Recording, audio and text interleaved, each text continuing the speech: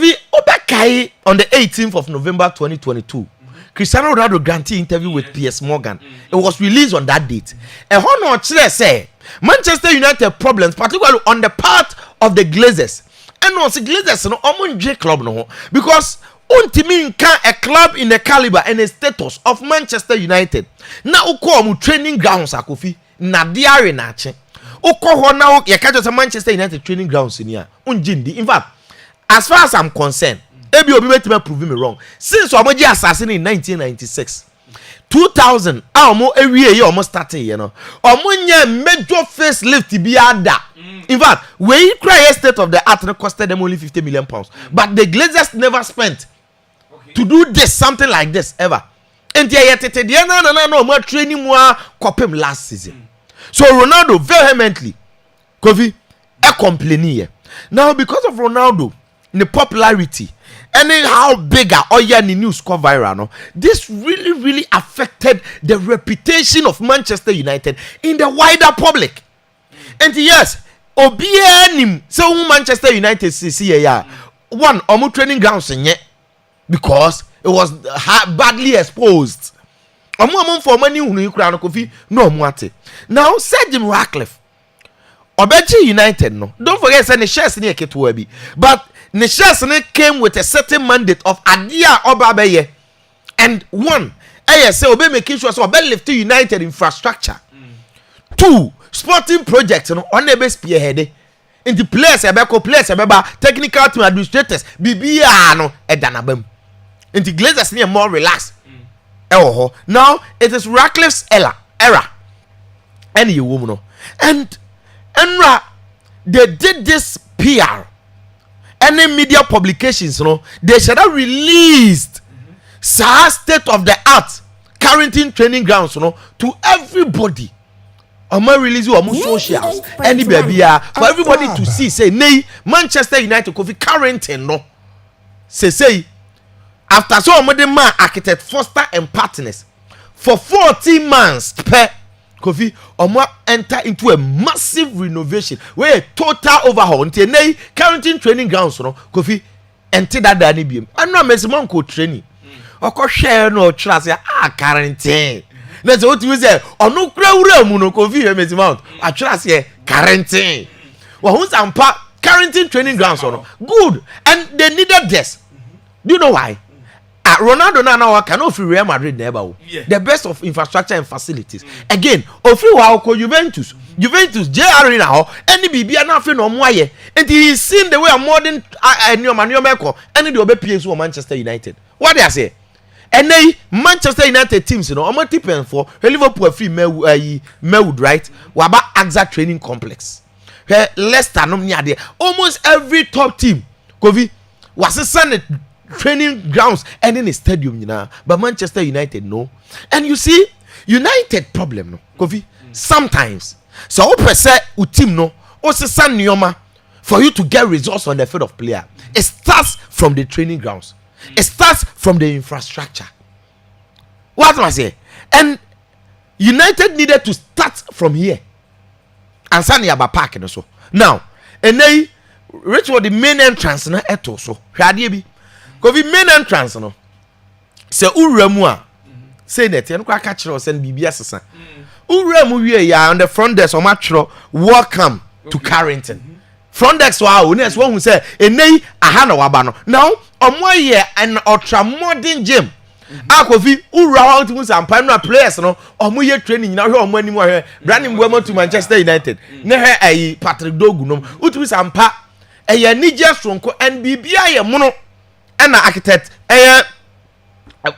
Foster and partners etimiaye. Now right at the back of this gym no the high altitude air dressing room and I say swimming pool no mo aye ye wo Kofi enei this very swimming pool high simulation center and the swimming pool ketwa na eda ho no Kofi say who ram say screens e this other side baby a camera ni twa free no ehwe wo mu ade nyina onante wo pool nim omutimi ma na yehye omutimi ma na yenwunu check wo nuoma wo we inside nyina ni nyina show so computer no so for you to see say enei wo ye fit ana wo nya fit ehin na how ana problem wo hin swimming pool ketwa na adwuma no no nti state of the art. Kesiye no nso kofi a new one or my total overhaul. I no nso kofi omodi checking for simulation and a lot of things. Fair no to nchen. Enei omoaka say just after the hydro pool no kofi omaya an MRI scan room.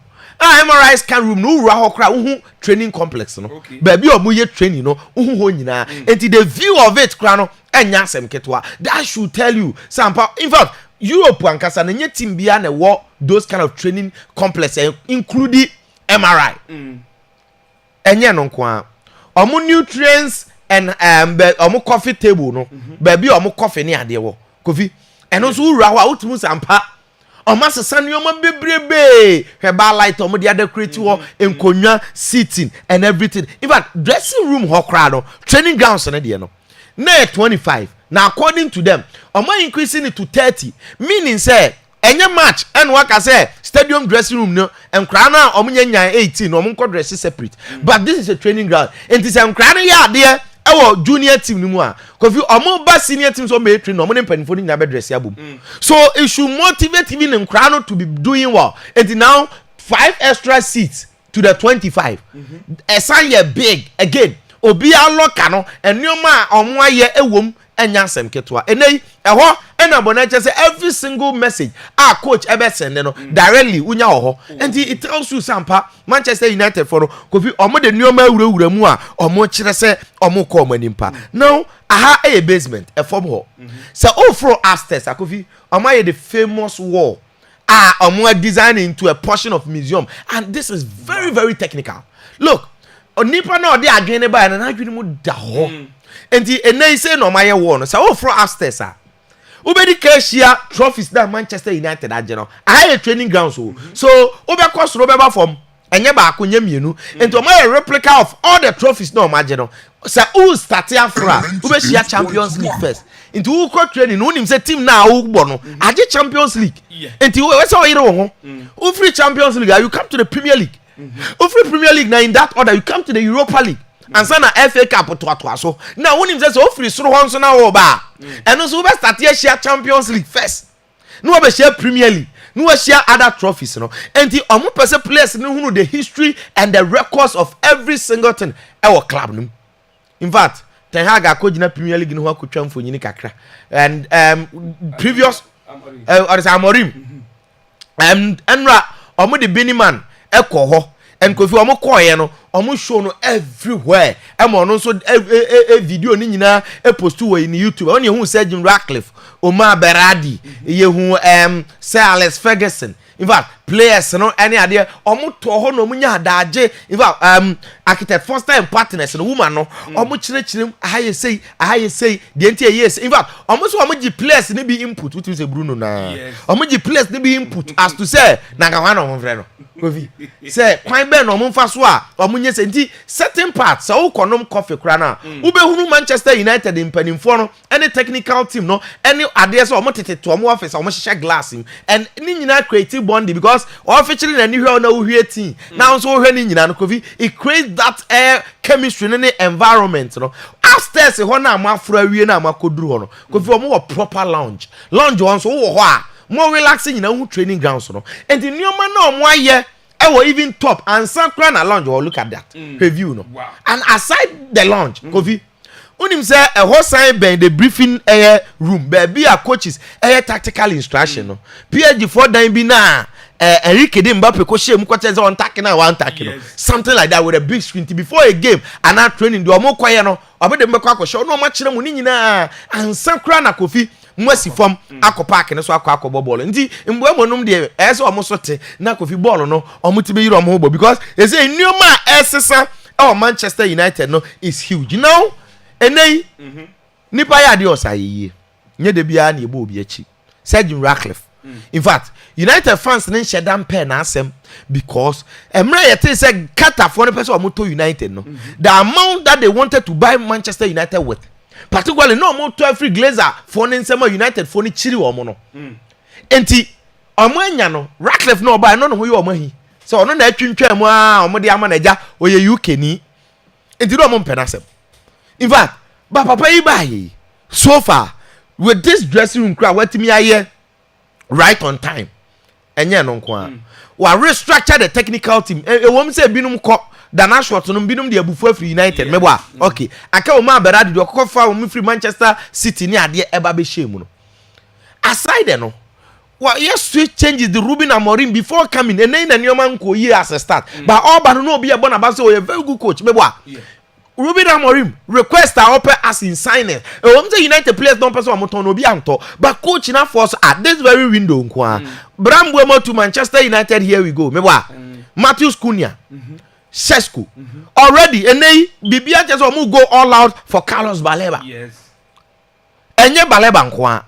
Kofi Gianluigi Donnarumma. I like this after PSG4 sign Chevalier from Lyon. No. Obe free hono is heading towards Manchester United.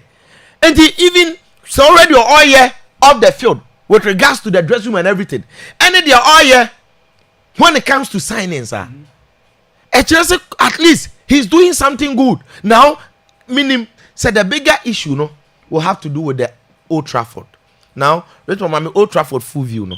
Ye nyina yenim sampa ache and you see a TV game bo nyina na say na Old Trafford net here. So ko choose stadium na. Hwe nsesan almost obi asesa na stadium. Hwe Tottenham there. What they say? Na there ya ne say Manchester City ne Manchester United Manchester derby kofi na nsuo ato na nsuo ni league United na bro fans no just omu dwane because kofi he na omu body etia omu cross city rivals Man City o Alex Ferguson from noisy neighbors na omu stadium league in fact omu dey atwa nwum nyina omu dey huru Manchester United and then enye say league keke o kofi omu cross city rivals in Man City no omu training grounds and some gonna has stadium and some new more why no more mpanimfo a say na mo stadium tia.